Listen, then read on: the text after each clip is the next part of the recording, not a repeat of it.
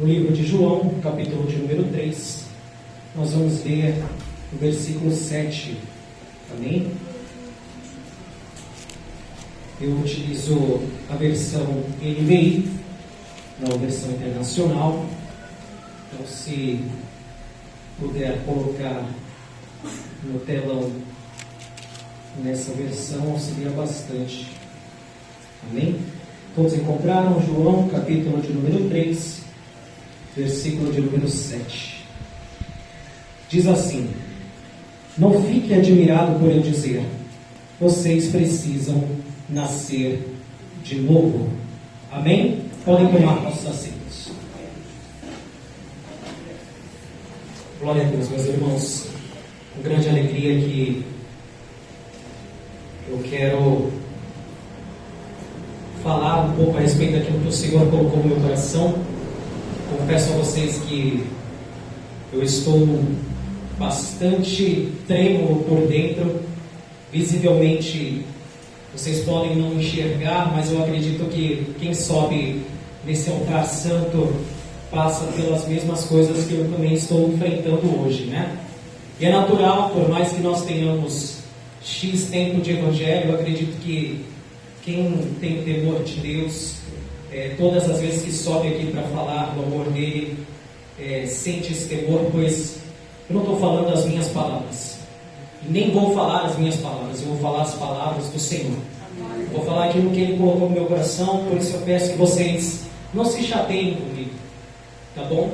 Eu sei que alguns vão me olhar com cara feia, outros vão passar a me admirar um pouco mais, porém, tudo é para a glória do Senhor, né? O doutor Martin Luther King dizia o seguinte: o que me preocupa não é o grito dos maus, mas o silêncio dos bons. Né? E todas as vezes que nós nos silenciamos, nós estamos dando vazão para que o inimigo faça tudo aquilo que ele quer fazer. Então, nós que somos filhos de Deus, nós precisamos falar. Nós não devemos temer, nem nos silenciar por conta do grito dos maus. Pelo contrário, nós temos que gritar mais alto que eles. Amém? Glória a Deus. Então, João, capítulo de número 3, versículo de número 7, como nós já lemos, diz: vocês precisam nascer de novo. Não se admirem de eu vos falar isso. Vocês precisam nascer de novo. Eu quero ministrar a palavra com base no tema o Evangelho como decisão e não uma opção. Porque infelizmente muitos de nós ainda têm vivido o Evangelho como se fosse uma opção. Hoje é bom eu visitar a casa do Senhor, hoje é bom, né, eu frequentar o culto, hoje é bom eu falar do amor de Jesus. Mas o Evangelho não é uma opção que você pode simplesmente escolher fazer hoje e amanhã você optar por fazer diferente. Não, o Evangelho é uma decisão. Evangelho é decisão diária. E Evangelho, meus irmãos, cabe muito bem aqui ressaltar a vocês, porque vocês já sabem. Eu creio que a maioria aqui tem bastante tempo de Evangelho e tem a ver com renúncia. É algo que nós precisamos renunciar todos os dias para viver o Evangelho na sua plenitude. Então, meus irmãos, eu quero fazer uma breve citação a vocês que tem a ver com John Wesley. O pastor Alex cita bastante esse grande avivalista lá do século XVIII. E John Wesley, certa vez, meus irmãos, orando, ele conseguiu chamar a atenção de uma pessoa muito especial naquela época, que era a rainha da Inglaterra. E a rainha da Inglaterra fez uma citação sobre esse homem e dizia o seguinte: aleluias, tenho mais medo da oração de John Wesley do que o exército da França fortemente armado. Tenho mais medo da oração de John Wesley do que o exército da França fortemente armado. Mas por que eu estou citando John Wesley, meus irmãos, um grande avivalista do século XVIII? Porque John Wesley vivia o Evangelho como decisão e não como opção. Para ele servir ao Senhor não era opcional. Para ele servir ao Senhor era uma decisão diária no seu coração. Infelizmente, nós ainda continuamos a enxergar, a ver por aí pessoas que vivem um evangelho leviano, se é que nós podemos falar de evangelho nesse sentido. Pessoas que ainda falam como o mundo fala, vestem como o mundo veste, ouvem o que o mundo ouve e quer viver o extraordinário de Deus, sendo que continua fazendo as mesmas coisas que o mundo faz. Como é que eu vou viver o extraordinário de Deus, se na escola eu ando com as pessoas que continuam fazendo a vontade do mundo e eu me assemelho a elas? Como é que eu vou viver o Evangelho na sua plenitude, se na minha lista do celular, nas minhas músicas no Spotify, eu ainda encontro músicas do mundo? Eu entendo que o processo de amadurecimento, de conversão, leva um tempo. E eu quero até citar aqui, rapidamente, com a permissão do nosso querido irmão Cícero, que ontem postou um vídeo muito bonito no status do WhatsApp, onde estavam ali todos reunidos, cantando o louvor da Cassiane, que é tudo muito bonito. Uma pena que eles só são simpatizantes do Evangelho. Uma pena que com a mesma boca que eles estão adorando a Deus naquele momento, eles estão o quê? Adorando o mundo quando saem dali. Fala para mim, qual deles vocês já viram com a vida transformada daquela rodinha que estava cantando ali? O hino da Cassiane, estava na boca do povo, mas são só simpatizantes, porque continuam vivendo a mesma vida natural. Não querem serem transformados pelo poder do Evangelho de Cristo. Então, meus irmãos, não se admirem, como Jesus mesmo disse a Nicodemos, não se admirem por eu vos falar, é necessário nascer de novo. Porque o que tem de simpatizante hoje no meio da igreja é uma coisa fora do normal. São pessoas que conhecem todos os hinos da harpa, são pessoas que conhecem toda a liturgia do culto, mas não passa de um simpatizante. O que eu falei no começo? Algumas pessoas vão me olhar com cara feia, mas não fiquem mal comigo, tá bom? Nós já vamos continuar e vocês vão entender. Essa história, meus irmãos, no livro de João, capítulo de número 3, é uma história realmente muito bonita, não é verdade? Um diálogo entre um fariseu, um homem importante da época, que sai ao encontro de Jesus para entender quem ele era, para buscar mais informações. Um homem que aparentemente estava com quê? Com fome e com sede da palavra, não é verdade? Uma pena, meus irmãos, que não passou de mais uma história. Não passou de mais uma história. Sabe por quê? Porque Nicodemos viu o Evangelho como uma opção e não como uma decisão. Eu não quero aqui julgar Nicodemos, quem sou eu? Mas, enquanto você continuar enxergando o Evangelho como uma opção e não como uma decisão, você vai continuar vivendo uma vida de mediocridade. É duro de se ouvir isso. Oh, meus irmãos, quem dera, eu queria estar pregando uma palavra aqui, sabe, de ânimo, de avivamento. Mas em alguns momentos, o Senhor ele precisa corrigir a igreja que ama. Não estou tomando aqui o lugar do pastor Alex, o nosso anjo, o anjo da igreja, mas eu não estou aqui para falar aquilo que eu quero, estou aqui para falar aquilo que o Senhor quer. Glória a Deus. E a história de Nicodemos não passa de mais uma história bonita. Porém, meus irmãos, eu quero acrescentar algo aqui. Enquanto pessoas comuns contam histórias, pessoas decididas, presta atenção, enquanto pessoas comuns vivem contando histórias, pessoas decididas, aleluia, não apenas contam as histórias, mas elas vivem as histórias, aleluia, e não só vivem as histórias, como elas são capazes de experimentar o extraordinário de Deus. O Senhor está falando, aleluia, até quando o Evangelho continuará sendo uma opção para você. Aleluia, pare de viver contando as histórias como Nicodemos contou. Eu quero que você passe não apenas a contar, mas a viver coisas extraordinárias na minha presença, diz o Senhor. Não dá, chega desse evangelho raso, meus irmãos.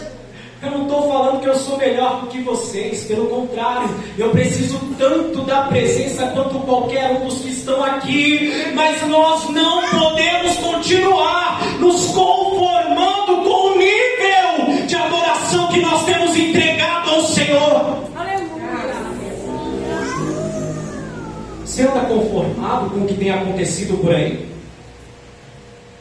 Irmãos, esses dias eu estava lá no meu trabalho, minha colega começou a cantar "É que a sarça pegou fogo", e assim sucessivamente, vocês já conhecem. Aí, 1 minuto depois, ela começou a cantar, não sei o que lá, será MPB, não me interessa, só sei que ela começou a cantar, na hora me deu uma raiva. Não é possível, ela está de brincadeira comigo. É que eu sou líder lá no meu trabalho, eu não quis chamar a atenção para não parecer pessoal. Mas por dentro eu fiquei assim, não é possível. Como é que a pessoa pode, num minuto, estar louvando a Deus e no minuto seguinte estar cantando música do mundo? Se nós pegássemos o celular de vocês hoje, puxássemos a relação de músicas que tem lá no Spotify, isso acalenta o seu coração ou traz desespero à tua alma? Aleluia! É preocupante, eu não sei o que nós, eu vou me incluir nisso, tá? Me incluo. Eu não sei o que nós estamos pensando na nossa vida. Vocês já pararam para pensar no quanto de pessoas morreram para que hoje você tivesse acesso à palavra de Deus? O quanto de pessoas que perderam a vida para que hoje nós tivéssemos acesso à palavra de Deus? Vocês sabem dos discípulos. Não está muito distante. Jesus. Quantas pessoas hoje têm se entregado pela causa do Evangelho?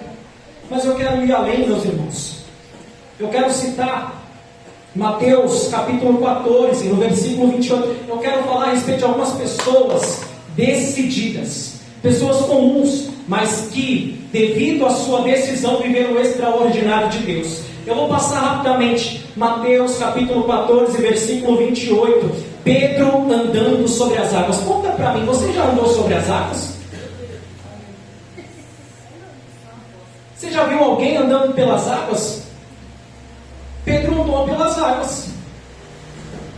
O que me chama a atenção é que quando ele avistou Jesus, presta atenção, quando ele avistou Jesus, eu tenho certeza de uma coisa: ele não agiu por impulso como ele geralmente agia. Não foi por impulso. Pedro, ele foi muito inteligente. Sabe o que ele fez? Ele se lembrou de tudo que ele estava vendo Jesus fazer: curando, salvando, restaurando, fazendo milagres. Ele falou assim: o que? Chegou a minha vez. Esse é o meu momento.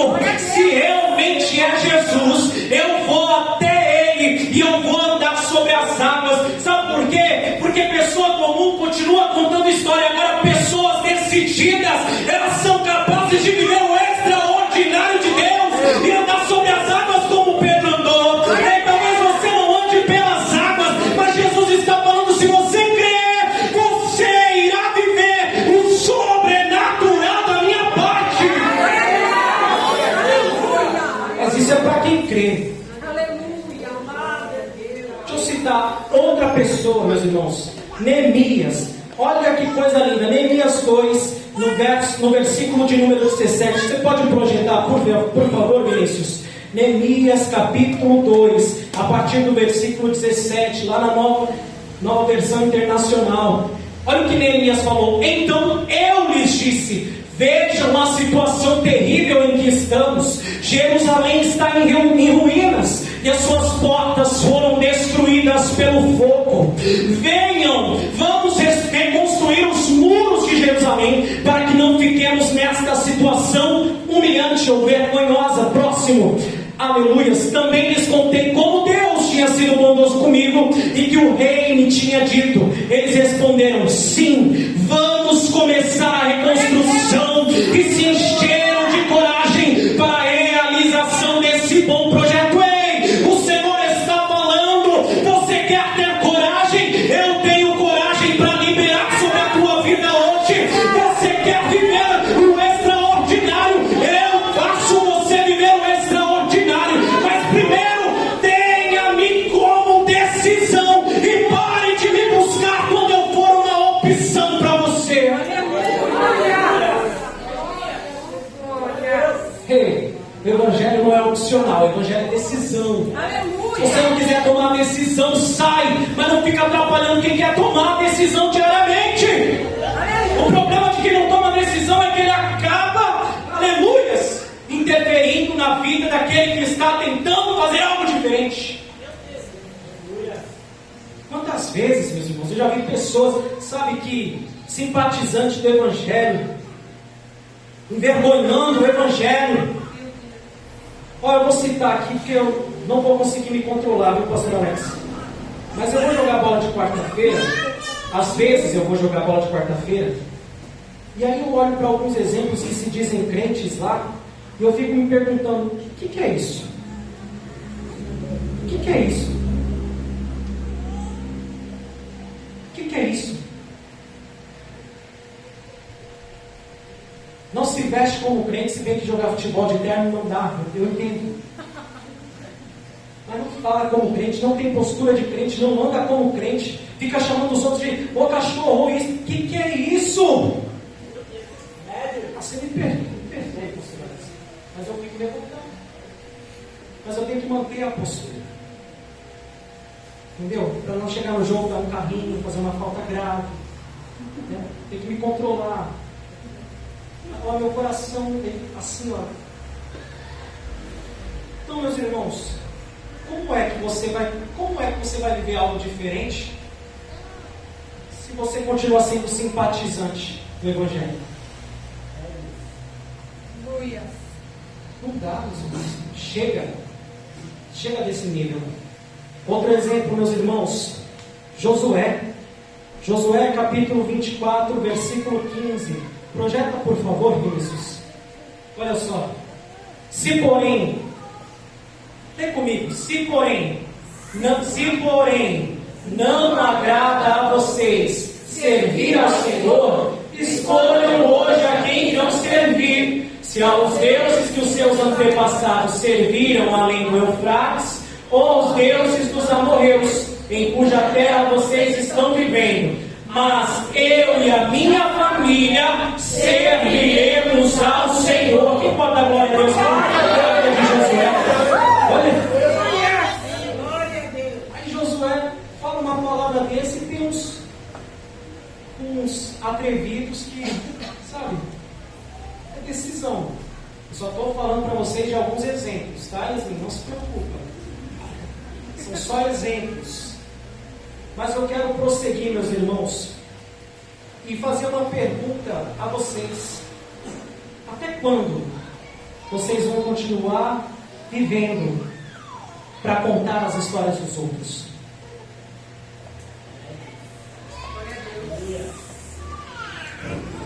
Até quando? Até quando? Até quando? Você vai continuar contando as histórias dos outros e não vai ter as suas próprias histórias para contar em Cristo. Eu conheci um jovem em 2016, um jovem com sede e com fome de Deus. Ele falou o seguinte: eu vou entrar na faculdade, mas eu não quero ser só mais um aluno dentro da faculdade. Eu quero fazer algo diferente lá dentro. Esse jovem, meus irmãos, ele se levantou com autoridade. Esse jovem começou a levar o violão para a faculdade e passar de sala em sala, falando o seguinte: ei, hoje, na escadaria do 7º andar, 7B, a partir das 9 horas, 8h30, até as 9 horas da noite, nós vamos estar lá fazendo um culto, louvando o nome do Senhor. Você quer ir? Aleluia, Deus. De repente, aquele jovem, ele estava tão crente Ele sabia que Deus ia fazer, porque ele tinha, aleluia, uma palavra de Deus sobre aquilo. De repente, quando ele chegou nas escadarias, pasme, as escadarias estavam cheias de jovens e pessoas sedentas para ouvirem e receber a palavra de Deus. Esse jovem hoje tem história para contar. Em Cristo. Mas ele tem que parar de viver contando as histórias passadas e precisa começar a contar novas histórias. Jesus, aleluia. Mas e para aqueles que não têm nenhuma história para contar? Até quando você vai viver contando a história dos outros?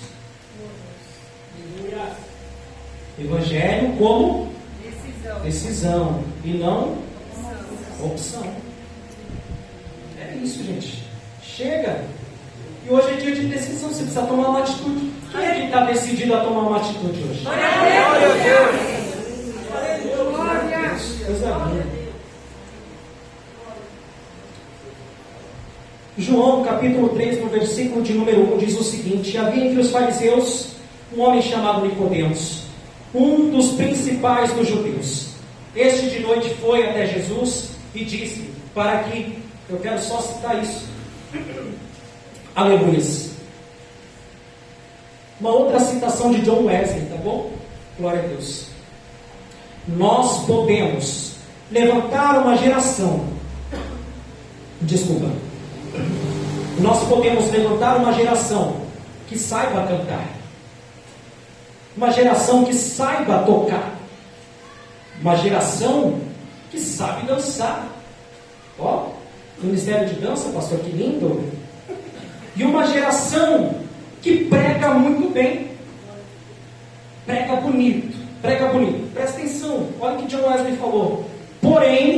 Porém, se não soubermos levantar uma geração que saiba orar, seremos um povo sem a presença de Deus. Aleluia. Você pode cantar bonito, você pode dar pirueta, você pode pregar bonito, mas se você não ora, não tem a presença, e sem a presença não somos nada. Aleluia. Aí tem gente que sobe no altar e não consegue orar. E a gente identifica que em casa não ora. Porque se orasse em casa, estava orando igual Paulo Júnior. Vou citar o Paulo Júnior porque eu ouvi bastante as pregações dele. Pastor Paulo Júnior. 6 horas de oração. Passava a madrugada orando. Eu conheci um jovem, meus irmãos. Olha, hoje eu estou cheio de contar história. Eu conheci um jovem, meus irmãos. Ele ia para a faculdade. É outro que ia para a faculdade, olha só. Ia para a faculdade segunda a sexta. Também ia com violão nas costas. Chegava na sexta-feira à noite, tem vigília lá na Assembleia de Deus, lá na Barra Funda, etc. e tal. Nós saíamos da São Joaquim, às vezes andando, ó, já me revelei. Ele saía da São Joaquim, às vezes andando com violão nas costas, com uma equipe de louvor, uma equipe de adoração, ia para a vigília, voltava no sábado de manhã, aí chegava em casa, ficava estudando para o culto da noite, ia para o culto da noite, saía do culto da noite em jejum, ia para o monte lá em Pirituba, longe, pensa, morava lá no centro da cidade. Ia para o monte, saía do monte de madrugada, voltava direto para a igreja, porque 8 horas da manhã tinha consagração, das 8 às 9 oração, das 9 às 9h30 palavra, e das 9h30 às 10h30 ensaio para os jovens, e ele estava lá, não só ele, como muitos outros jovens. E hoje a gente não aguenta passar 10 minutos em oração. Não estou falando para exaltar essas pessoas, mas eu estou falando que é possível. Aleluia. Porque é um jovem comum. É possível. Você trabalha? Ele trabalha. Você trabalha? Ela trabalha. Todo mundo trabalha aqui. Todo mundo tem seus ofícios. Mas é possível. Aleluia. Qual desculpa você vai dar hoje para não tomar uma decisão em Cristo? É, Jesus. Aleluia. E aqui está falando que ele era um homem o quê? Importante. Era fariseu, um dos principais dos judeus. E nas outras versões da Bíblia, diz assim: ele era uma autoridade entre os judeus. líder dos judeus, príncipe dos judeus, um dos principais dos judeus. Apesar dele possuir um título de prestígio entre os homens, Nicodemos não passava de um homem natural. Ele era incapaz de compreender o que Jesus falava. 1 Coríntios 1,18. Põe aí no telão para todo mundo ler, por favor, Vinícius. Olha só que coisa linda, porque a palavra da cruz é loucura para os que perecem, mas para nós que somos salvos é o poder de Deus. Coloca aí, por favor, também, Vinícius. 1 Coríntios 2,14. Por gentileza. 1 Coríntios 2,14. Quem não tem o Espírito, não aceita as coisas que vêm do Espírito de Deus, pois eles são loucura, e não é capaz de entendê-las, porque elas são discernidas espiritualmente. Em outras versões, vai falar o seguinte: o homem natural não entende o que é espiritual, porque é natural. Aí, o pessoal vai para os cultos, vai para a igreja, ouve a palavra e sai do culto, nem lembra qual foi a palavra que foi ministrada, porque está vivendo a naturalidade do homem. Não é espiritual, gente. Não é espiritual. O espiritual, além de ouvir, ele discerne e ainda ensina aquele que não entendeu. Glória a Deus. Aí todo mundo sai correndo do culto, ninguém discute sobre a palavra. Deus, você ouviu aquela... Toda vez que eu vou para casa, eu e a minha esposa, nós começamos a comentar: meu, que palavra, meu, o Lucas, que menino sensível. Eu me inspiro no Lucas. Aleluia. Eu queria chorar como ele chora na presença do Senhor. Aleluia. Na presença do Senhor, ele se derrama. Eu queria me derramar, me entregar daquele jeito, mas meu coração ainda é duro para o choro. Mas quando eu choro também, aí... Nossa, Jesus amado. Pastor Alex pregando, que palavra. Gente, se vocês não conseguem compreender o que o pastor Alex e o Lucas pregam, que são grandes ensinadores, como vocês vão compreender das coisas além daquilo que o Senhor quer revelar a vocês? Eles são mestres no ensino, tá? Eu não sou, vocês já perceberam, não ensino, eu prego, né? Então, meus irmãos, existem dois tipos de pessoas: a natural e a espiritual. E hoje, pregando, eu acho que você consegue entender em que nível você está, né? Não precisa ficar falando: ah, meu Deus, olha, aquele irmão é natural, ele está na carne. Não precisa. Você consegue perceber, você olha, você bate o olho, pá! Calma, meus irmãos. Eu uso a Yasmin como exemplo de brincadeira, porque ela é mais maleável, gente. Sensível ou maleável. Meus irmãos, então, por que eu estou falando tudo isso? Porque não tem a ver com o título que você carrega.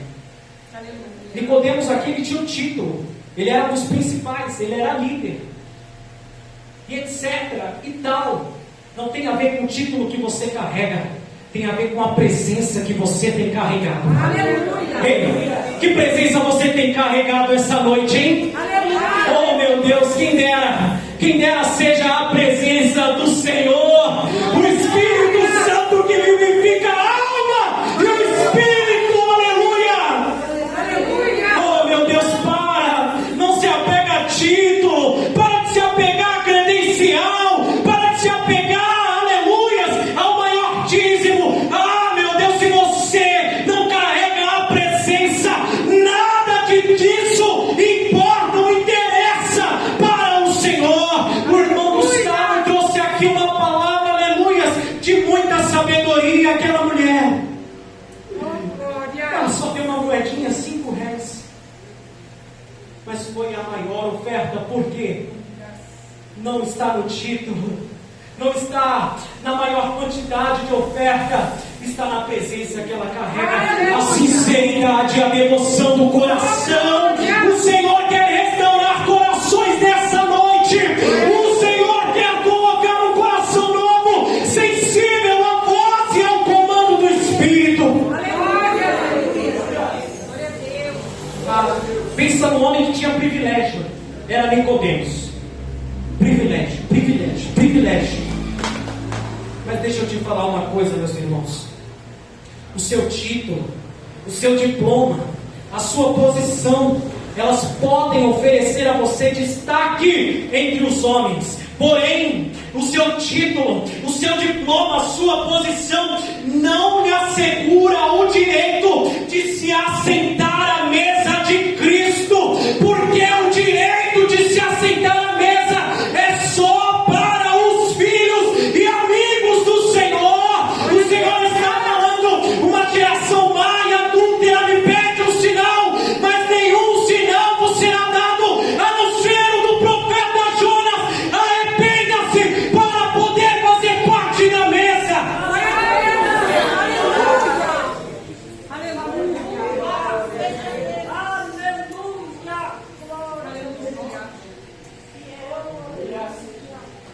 Nicodemos se assentou à mesa.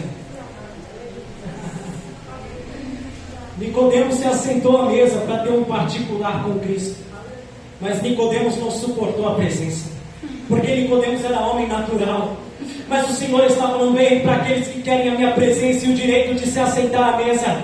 Eu estou disponível essa noite, porque a mesa é um direito assegurado para aqueles que possuem a credencial de filho e de amigo de Deus. O Senhor está falando, ei, eu não te chamo mais de servo, viu? Eu te chamo de amigo, porque aquilo que o Pai me revelou, eu tenho revelado a vocês, e vocês sabem de tudo aquilo que eu tenho vos falado. Ei, para de ser natural. Comece hoje, tome uma atitude hoje para poder fazer parte da mesa de Cristo.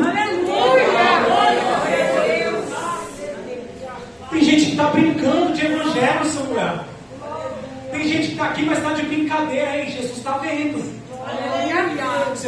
Você pode, qualquer um aqui pode esconder do Jairo, esconder do pastor, esconder do líder dos jovens, pode esconder de mim, aleluia, pode esconder das irmãs, mas Jesus está vendo. Aleluia.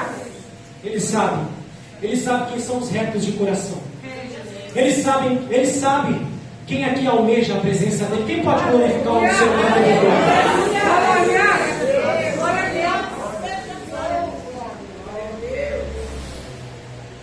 Vou seguir porque o tempo é escasso.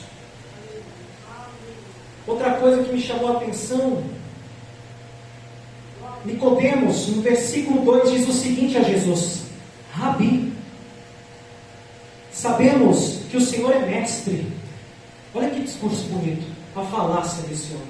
Olha só, quando tem crente que fala bonito, olha só, tem crente que fala bonito. Nossa, é assim um linguajar, né? Uma locução. Meu, que coisa linda, tem que fazer uma oratória. Rabi, sabemos que o Senhor é mestre, vindo da parte de Deus, porque ninguém pode fazer estes sinais que o Senhor faz, se Deus não estiver com ele. Preste atenção, o que chamava a atenção em Nicodemos? O que chamava a atenção de Nicodemos na pessoa de Jesus? Os sinais.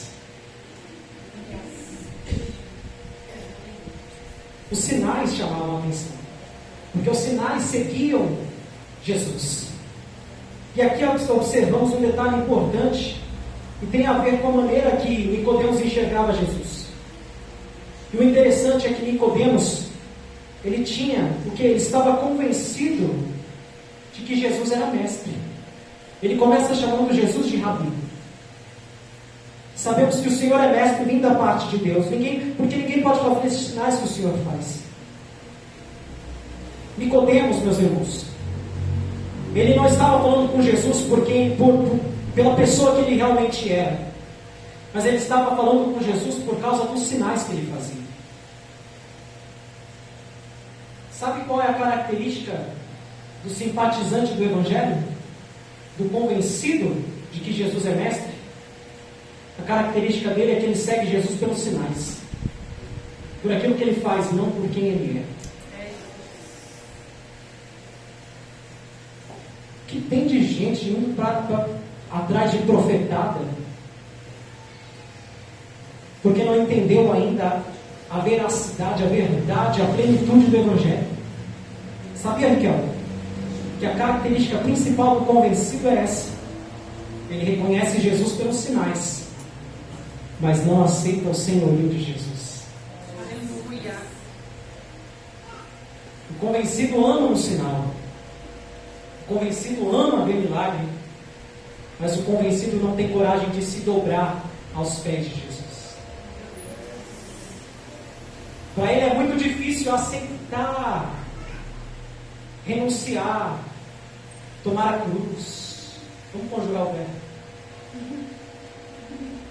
É difícil. Eu gosto de ver a igreja assim, ó, inconformada. Eu não prego muitas vezes aqui, mas é bonito de ver esses rostos desesperados pela presença de Jesus. Aleluia! Glória a Deus! Porque eu estou ciente, eu estou vendo na expressão de vocês que hoje vocês vão sair daqui diferentes. Aleluia! Glória a Deus! Tenho certeza, eu olho para vocês e o meu coração se alegra, porque eu tenho percebido, e nós oramos muito por isso. Não só eu como a minha esposa, para que não estou atrás de glória a Deus ou aleluia para saber se a palavra está boa ou não. Eu estou atrás desses rostos. Amém. Tira o assento. Estou atrás disso. Pessoas inconformadas. Aleluia! Pessoa decidida vive inconformada. Não aceita. Está agindo na libertinagem. Para. Aleluia! Jovem, para com a pornografia. Aleluia!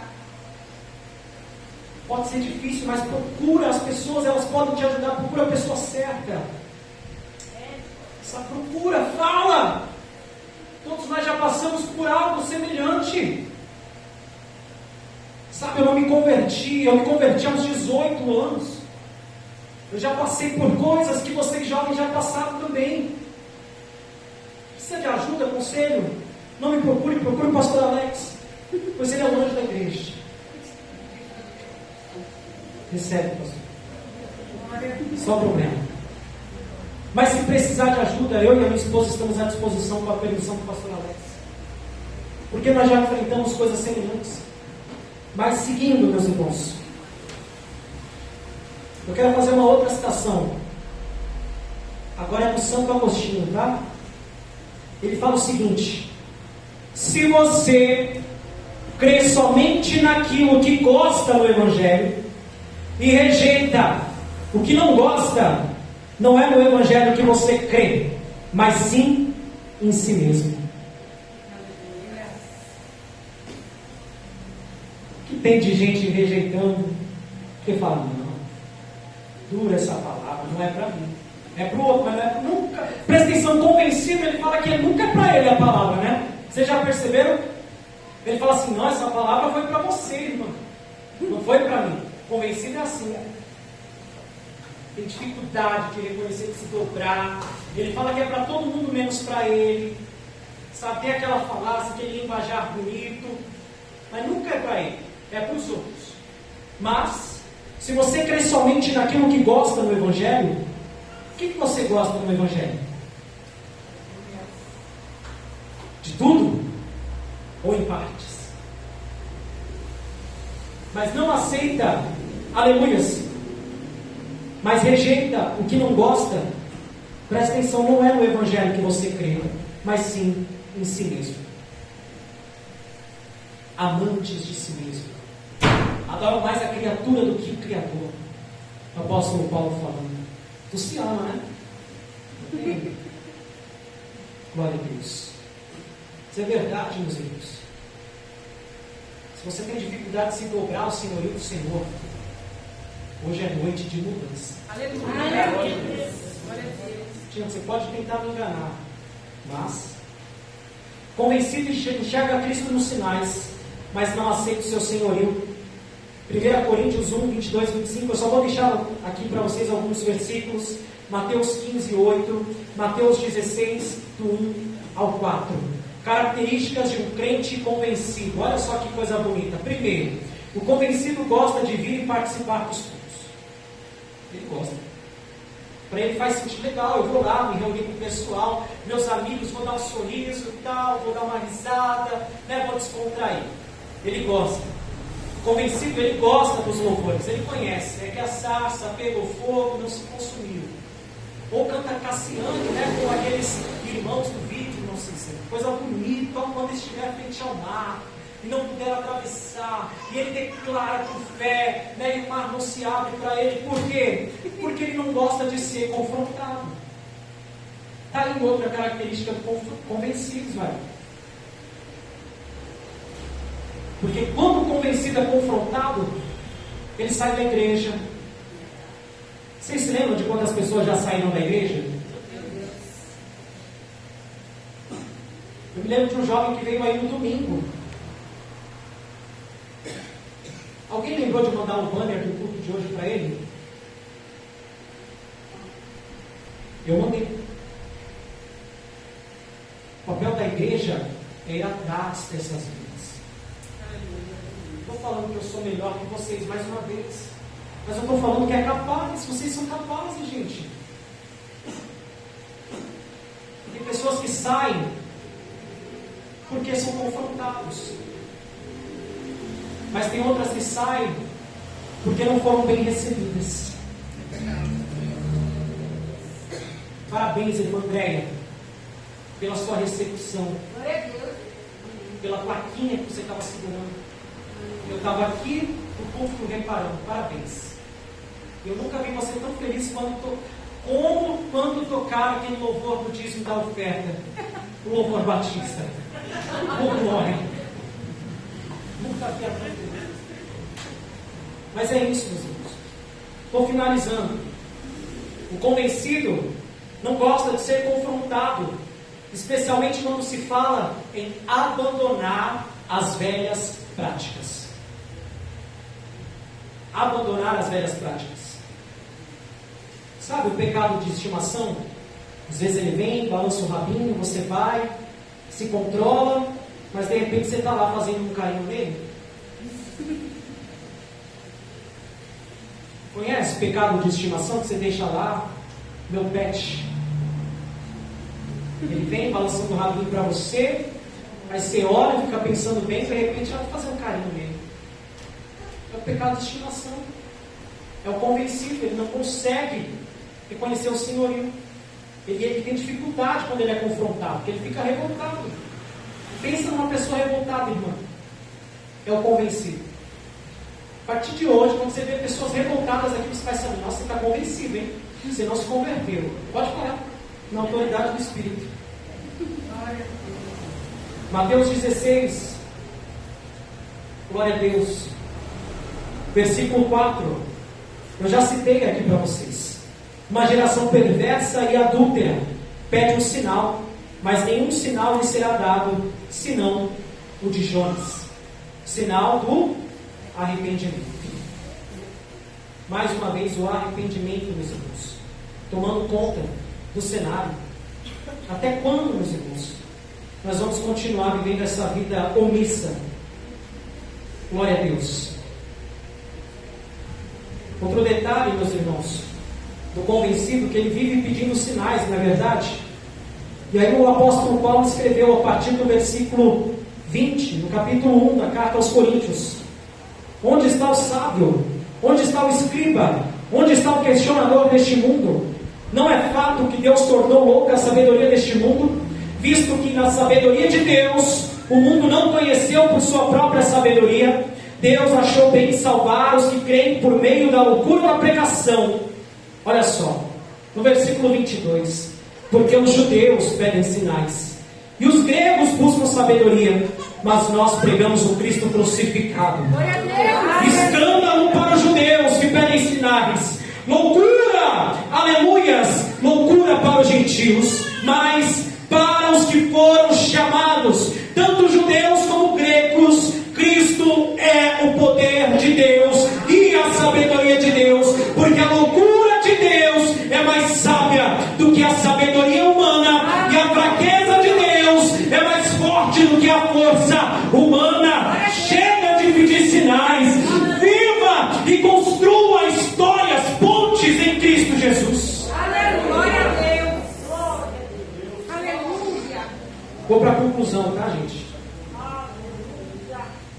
Versículo de número 3, João capítulo 3, versículo 3. Aleluia. Diz o seguinte: Jesus respondeu: em verdade lhe digo que, se alguém não nascer de novo, não pode ver o reino de Deus. Aleluia. Se não nascer de novo, não pode ver o reino de Deus. Presta atenção, foco na palavra. Nós lemos no versículo 7 o seguinte: não fique admirado por eu dizer, vocês precisam nascer de novo. No versículo 3, Jesus falou para Nicodemos: em verdade eu te digo, que se alguém não nascer de novo, não pode ver o reino de Deus. Chama bastante a atenção que Jesus fala para Nicodemos o seguinte: não pode ver o reino de Deus. Ele não falou não pode entrar, ele falou não pode ver. E aí eu tenho mais uma pergunta a vocês. Hoje eu estou cheio de perguntas. Glória a Deus. Miquel, presta atenção nessa pergunta minha. Olha só. O que as pessoas enxergam quando olham para você? Aleluia. O que as pessoas enxergam quando olham para você? Porque aqui Jesus está falando para Nicodemos: não pode? Não pode? As pessoas precisam ver algo em você. Como que as pessoas vão crer se elas não conseguem enxergar na vida daqueles que se dizem cristãos?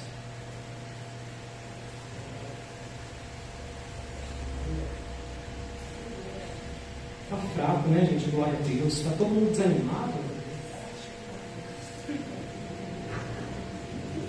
Vou perguntar mais uma vez, João, o que as pessoas enxergam quando olham para você? Aleluia.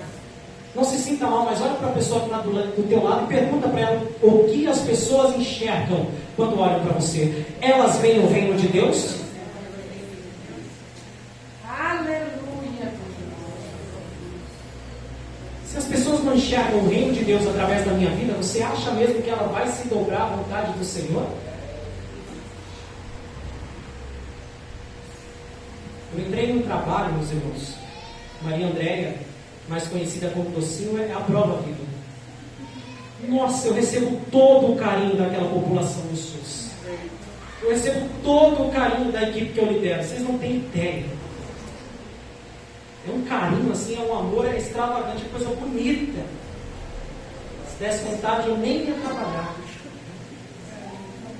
Bonito o carinho com o qual eles me recebem. Mas se eles não virem em mim, não enxergarem em mim o exemplo, como é que elas vão se render à majestade da glória de Jesus? Aleluia.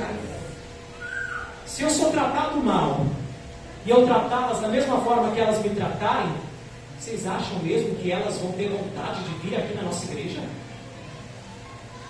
Ah, mas você isso, aquilo, aí eu vou lá e respondo. E você isso, aquilo. Aí começa a jogar na cara dele: você é preguiçoso, você não trabalha direito. Você acha que ele vai ter coragem de pisar o pé aqui na igreja? Não vai, não é verdade? E como que você tem respondido às pessoas no seu dia a dia?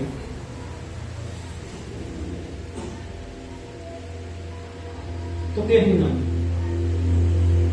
Mais uma vez. Lucas capítulo 17, versículo 20 e 21. Se puder projetar, eu agradeço, Vinícius. Gente, eu estou preocupado, porque no domingo passado teve gente que até chorou aqui com a palavra. E hoje eu não estou vendo ninguém aqui chorando. Certa vez, tendo sido interrogado pelos fariseus, de novo fariseu, sobre quando viria o reino de Deus, Jesus respondeu: o reino de Deus não vem de modo visível, nem se dirá, aqui está ele, ou lá está ele, porque o reino de Deus está. E o que Jesus falou para Nicodemos? Que se não vê, não faz sentido nenhum. Meu irmão, jovem, se os seus amigos não enxergarem o reino através da sua vida, um grande pregador, olha, Um grande pregador, ele fez uma citação e ele dizia o seguinte: Deus me livre andar de avião com alguém do meu lado por 2 horas e não falar de Jesus para essa pessoa. Aleluia. Deus me livre andar de ônibus por 2 horas, 6 horas e não falar de Jesus para a pessoa que estiver do meu lado. Quando foi a última vez que você falou de Jesus para alguém? Quando foi a última vez que você apresentou o reino de Deus para alguém? Aleluia.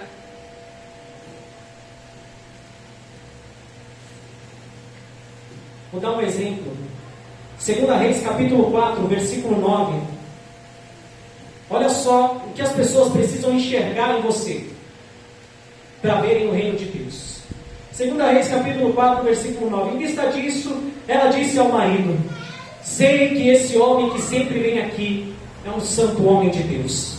Eliseu, para quem não sabe, esse é Eliseu. Põe aí, por favor, Vinícius, Atos, capítulo 6, versículo 15. Olhando para ele, olhando para quem? Todos os que estavam sentados no sinédrio viram que o seu rosto parecia o rosto de um anjo. Olhando para quem? Para Estevão. O que as pessoas enxergam quando olham para você?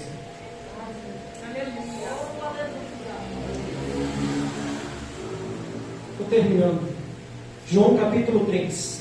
Se alguém não nascer de novo, não pode ver o reino de Deus. Se as pessoas não enxergam o reino através das nossas vidas, é porque nós ainda não nascemos de novo. Você pode ter se batizado nas águas, você pode dar pirueta aí, como nós falamos no começo, mas se ninguém enxerga o reino através das nossas vidas, tem valido a pena?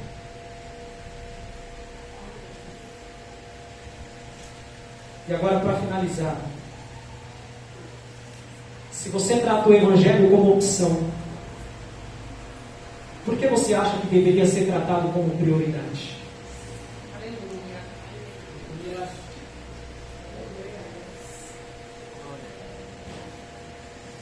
O Evangelho para mim é uma opção.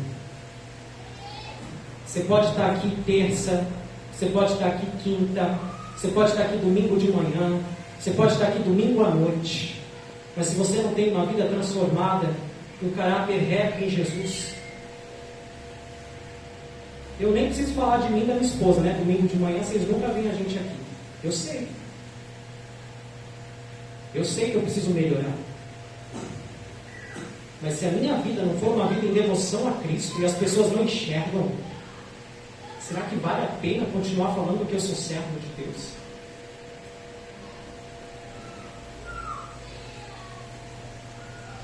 É muito sério.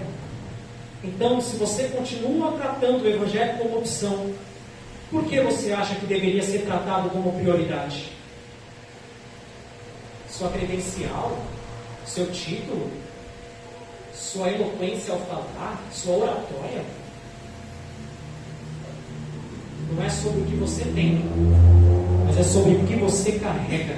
Aleluia. Que o culto terminasse naquele fervor, todo mundo alegre, cantando, chorando, mas parece que não vai ser assim hoje. Tinha mais para falar, mas nós temos horário para respeitar. Eu agradeço a minha oportunidade em nome de Jesus.